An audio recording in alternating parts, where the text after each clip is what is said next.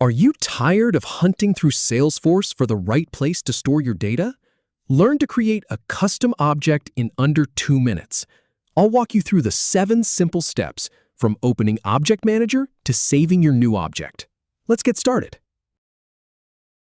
Start by clicking on Object Manager in the Setup menu.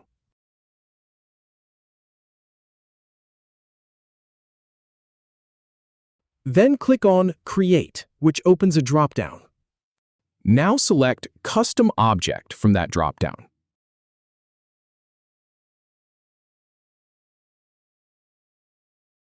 In the new Custom Object form, type a label name for your object.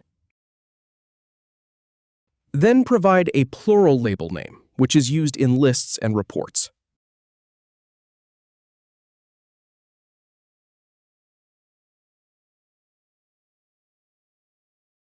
Now enter a description of the object's purpose to help other users understand it.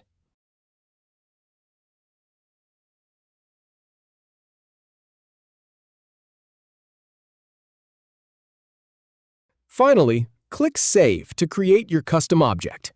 That's it. If you have any feedback or if any info is inaccurate, please leave a comment below. We'll do our best to answer or redo the video if needed.